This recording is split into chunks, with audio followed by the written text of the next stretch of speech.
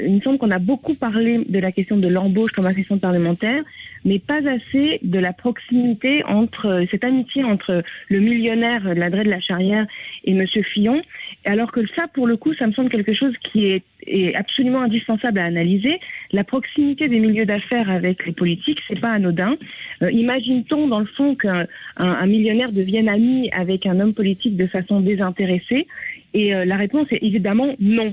Est-ce que votre candidat, est-ce que votre candidat Jean-Luc Mélenchon en discutera, en débattra de ces points précisément avec François Fillon en cas de débat?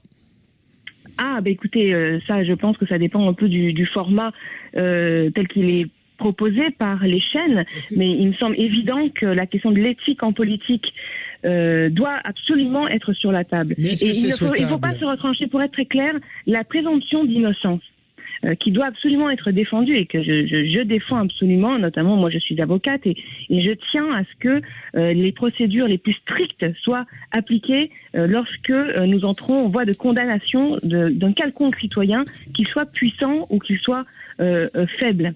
Ça c'est très important. Mais la présomption d'innocence ne doit pas servir de paravent pour justement mettre sous le boisseau et en sourdine la question générale de l'éthique en politique et de la façon de comment les citoyens peuvent être au quotidien d'instruments justement de l'éthique en politique. Mais est-ce que c'est souhaitable que le sujet soit abordé lors des débats télévisés, Raquel Garrido? Oui, c'est souhaitable, car l'impunité des hommes politiques, c'est la marque de fabrique de la Ve République. Le président de la Ve République jouit d'une latitude absolument exhaustive et illimitée parce qu'il ne rend de compte à personne. Et c'est cette liberté des comportements qui aboutit finalement à des comportements qui confinent à des délits pénaux. Mais donc la solution, elle est bien sûr dans le travail de la justice, et là on voit que la justice fait son travail correctement, mais ça ne suffit pas. Il faut aussi des citoyens en capacité de rappeler les élus entre les élections.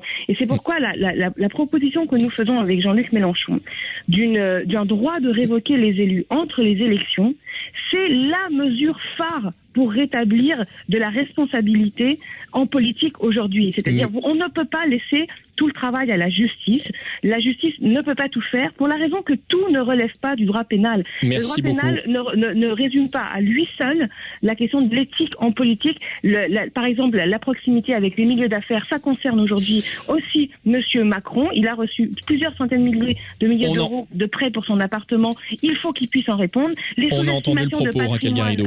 Je termine là-dessus. La haute autorité de la transparence de la vie publique, ça concerne aussi Madame Le Pen ainsi que Monsieur Macron, et c'est évidemment utile à tous les citoyens français que nous en débattions le plus largement possible. Les affaires et la transparence au cœur de cette campagne. Ça sera sur la table, apparemment. Raquel Garrido, merci beaucoup, vous qui représentez Jean-Luc Mélenchon, candidat de la France insoumise.